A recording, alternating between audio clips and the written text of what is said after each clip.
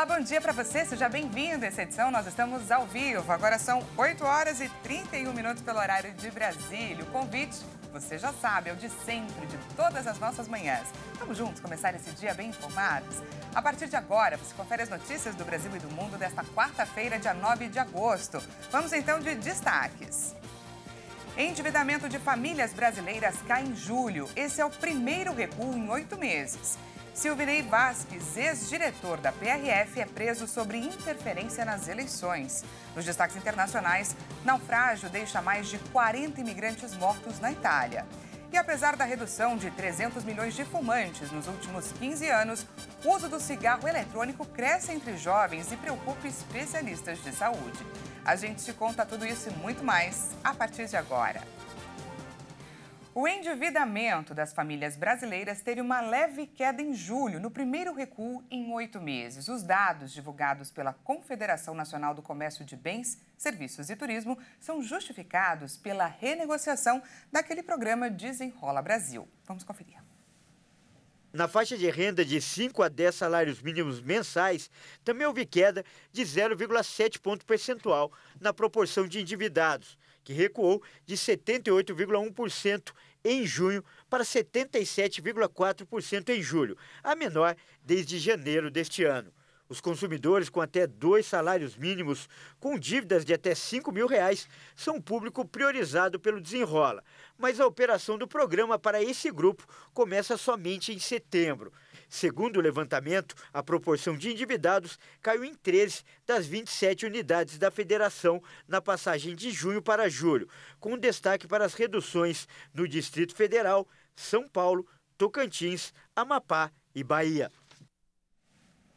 O governo federal fez um corte de quase 1 milhão de pessoas do programa Bolsa Família. O motivo foi a suspeita de irregularidades. O governo Lula está fazendo uma limpa nas irregularidades do cadastro do programa Bolsa Família. Até julho, 934 mil beneficiários que diziam viver sozinhos foram cortados. A suspeita de fraude. Em abril, o governo fez um bloqueio temporário de mais de 1 milhão de beneficiários que afirmavam morar sós. Determinou também que prestassem mais informações. Houve confusão e nos meses seguintes, quem não preencheu os requisitos foi cortado. Grande parte nem mesmo se manifestou. E os novos cortes devem ocorrer em agosto. A explosão das famílias de uma só pessoa coincidiu com os pagamentos mínimos de R$400 e R$600. As maiores altas foram justamente em dezembro de 2021, quando o governo começou a pagar o mínimo de R$400, e em julho de 2022, mês em que foi aprovada a PEC, que ampliou o mínimo de R$600. Os números se refletiram nas folhas de pagamento nos meses seguintes. Algumas modalidades de planos de saúde coletivos registraram no acumulado dos últimos 5 anos reajustes que chegam ao dobro dos sofridos pelos planos individuais. Quem traz para a gente mais detalhes é a repórter Maria Clara Leite. O estudo divulgado pelo IDEC, o Instituto Brasileiro de Defesa do Consumidor, analisou valores de planos de saúde individuais e coletivos entre os anos de 2017 e 2022. Nesse período, o preço médio da mensalidade dos individuais para a faixa etária de 39 a 44 anos passou de R$ 522 para R$ 707, alta de 35%. Já os coletivos empresariais com 30 vidas ou mais aumentaram quase 59%. Coletivos por adesão com 30 vidas ou mais, 67% de aumento. Coletivos por adesão com até 29 vidas, 74% de alta. E coletivos empresariais com até 29 vidas, mais de 82% de aumento. Segundo o IDEC, esses resultados indicam vantagem na contratação de planos individuais e mostram como os planos coletivos acabam se tornando uma armadilha para grande parte dos consumidores brasileiros, que acredita estar escolhendo a melhor opção com os coletivos. E agora a gente fala sobre a cúpula da Amazônia. 8 países assinaram a Declaração de Belém para a preservação da floresta amazônica. A meta principal será zerar o desmatamento até o ano de 2030. Os 8 países da Amazônia, reunidos em uma cúpula em Belém, no Pará, acordaram em uma declaração conjunta estabelecer a Aliança Amazônica de Combate ao Desmatamento, além de reforçar a cooperação contra o crime organizado na região e fomentar o desenvolvimento sustentável. A aliança vai trabalhar para atingir as metas nacionais de desmatamento de cada país, como no caso do Brasil, que pretende eliminar essa prática até 2030, conforme acordado pelos membros da Organização do Tratado de Cooperação Amazônica. O documento não estabelece metas conjuntas de desmatamento, como era esperado por especialistas e pela sociedade civil. Durante o encontro, o presidente colombiano Gustavo Petro defendeu o fim do uso de combustíveis fósseis e criticou a postura de governos de esquerda que apoiam a exploração de petróleo. O debate surge enquanto o Brasil tem como foco uma nova e polêmica fronteira exploratória da Petrobras, em frente ao delta do Rio Amazonas, cuja licença foi recentemente negada pelo IBAMA, mas que conta com o apoio do presidente Lula.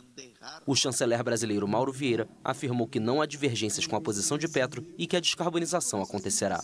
A posição da Colômbia não é divergente, como eu disse, eu insisto nisso, nós não temos uma posição diferente.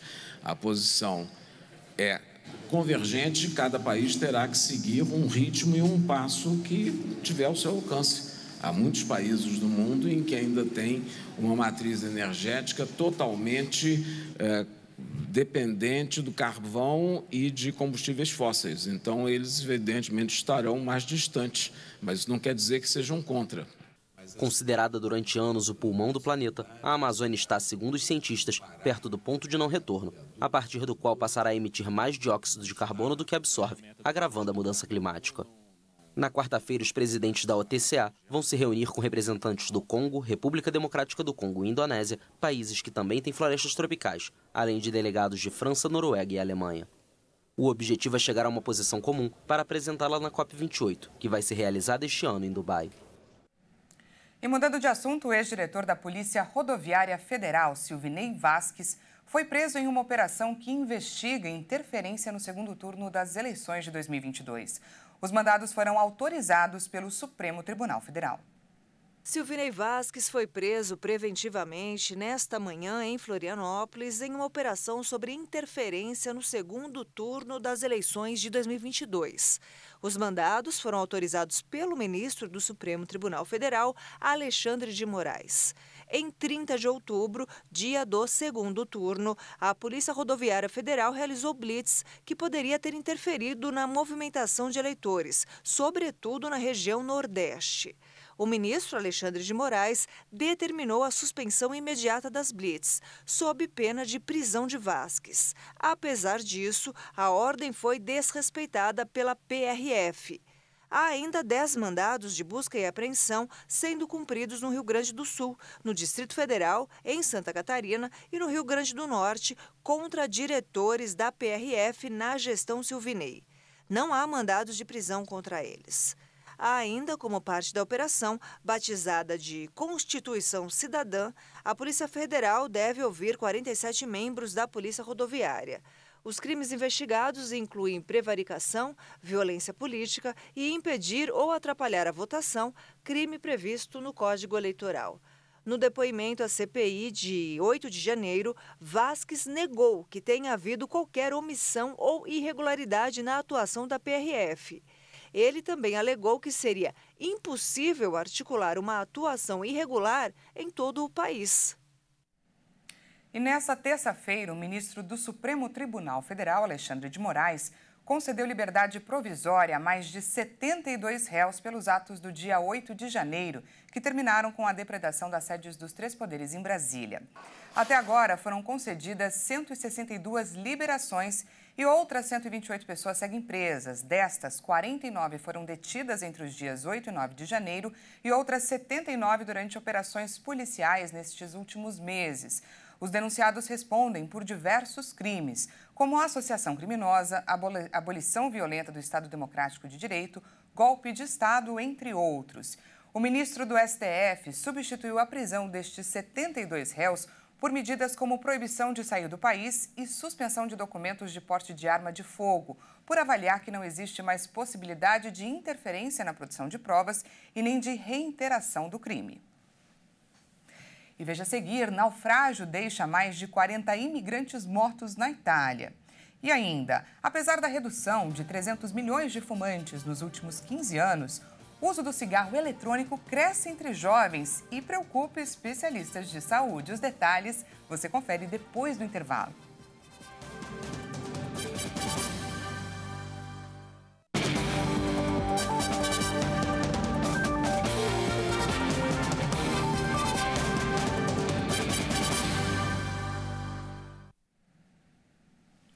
Seja bem-vindo mais uma vez, estamos de volta e ao vivo, 8 horas e 44 minutos pelo horário de Brasília. Voltamos com mais destaques para você. A Justiça de São Paulo aceitou a denúncia do Ministério Público e 3 suspeitos se tornaram réus pela morte do PM da Rota no litoral paulista. A decisão determinou a prisão preventiva dos acusados pelo homicídio do policial da Rota, Patrick Bastos Reis, no Guarujá. O soldado foi baleado quando estava em patrulhamento na comunidade Vila Júlia, no dia 27 de julho. O inquérito da Polícia Civil confirmou que Erickson Davi da Silva, o Deivinho, foi o autor do disparo. Marco de Assis Silva, conhecido como Mazarope, e Cauã Jason da Silva, irmão de Deivinho, foram coniventes com a ação. Além de homicídio, os homens devem responder por crimes relacionados ao tráfico de drogas e pela prática de tentativa de homicídio contra 3 outros agentes. A condenação pode representar uma pena de até 65 anos de reclusão. E mudando de assunto, o Dia dos Pais está chegando agora no próximo domingo e deve ter um volume de vendas de 7 bilhões e 600 milhões de reais. O número representa uma alta de 2,2% em relação ao ano passado. A estimativa é da Confederação Nacional do Comércio de Bens, Serviços e Turismo. E quem traz para a gente mais informações é o repórter Leonardo Félix. O volume de vendas estimado pela CNC para o Dia dos Pais representa alta de 2,2% na comparação com 2022. Em relação às contratações, são esperadas pouco mais de 10 mil vagas temporárias para atender a demanda do período. Se confirmado, este será o maior contingente de trabalhadores temporários contratados nos últimos 9 anos. Hiper e supermercados e o segmento de vestuário devem ser os que mais contratarão temporários. Segundo a CNC, o Dia dos Pais é a 4ª data comemorativa mais importante do comércio varejista brasileiro, em termos de movimentação financeira.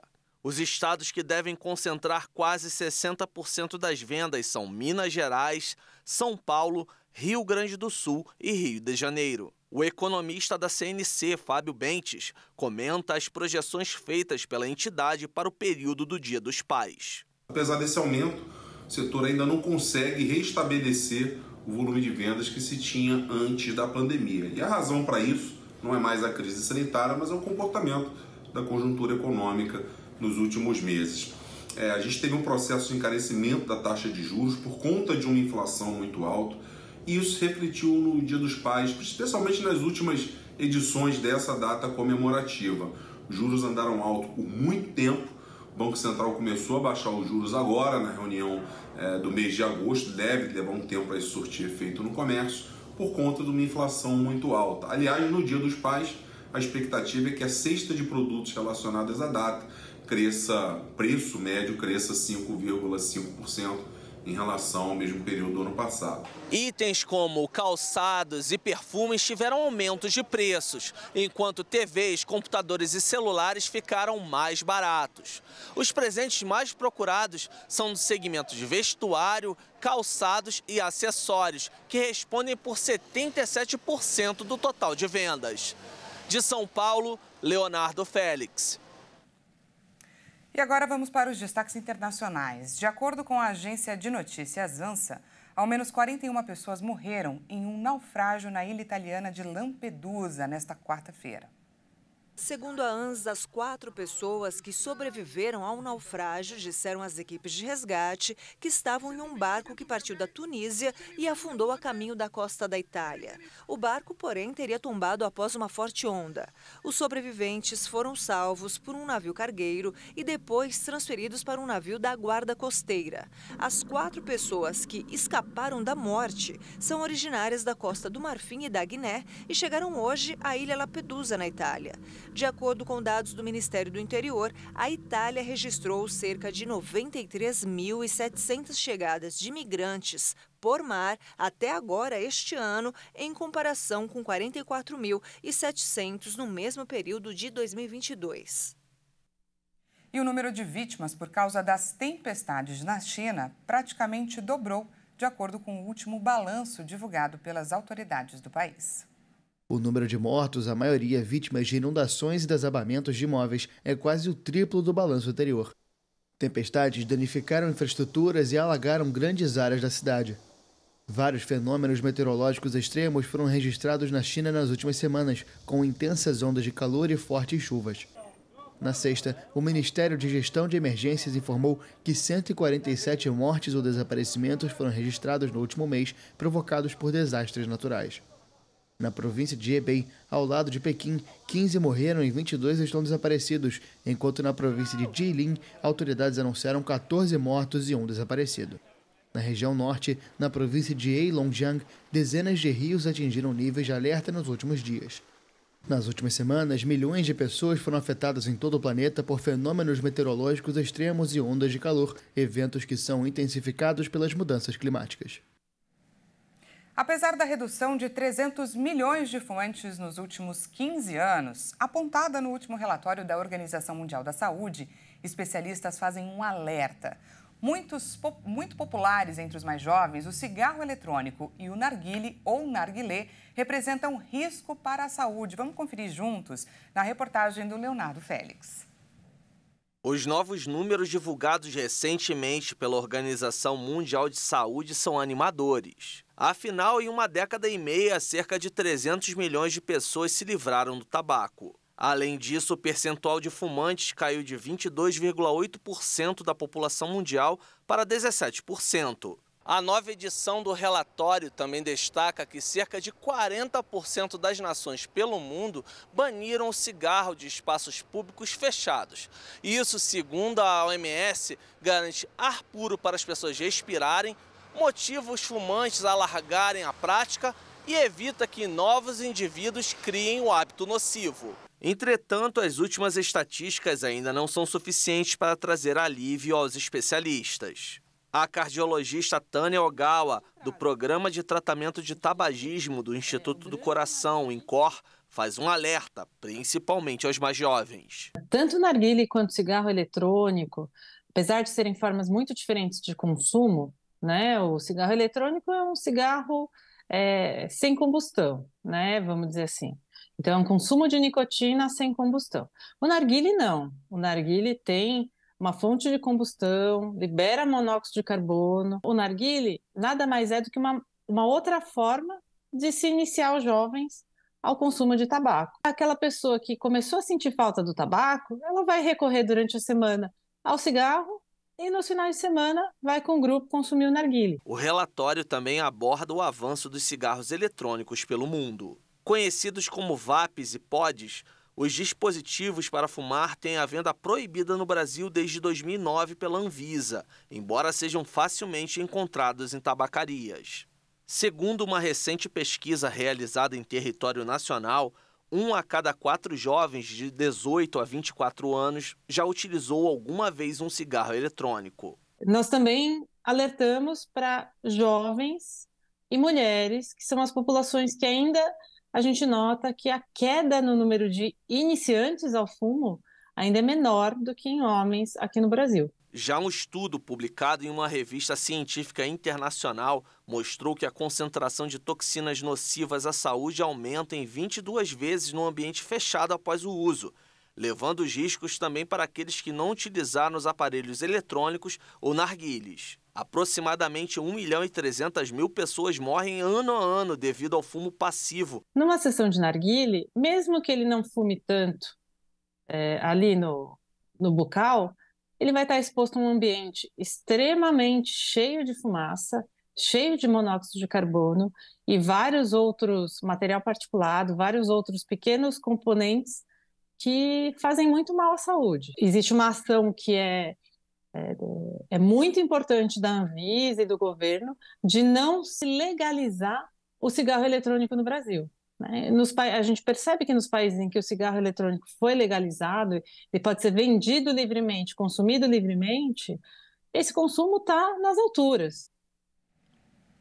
É importante deixar claro que não é trocar um mal pelo outro, não é? Narguile e o cigarro eletrônico fazem tão mal para a saúde quanto o cigarro comum, e é isso que os especialistas pontuam, é essa preocupação. Essa edição fica por aqui. Muito obrigada pela sua companhia. Às 10 horas eu volto com mais informações para você. Até já!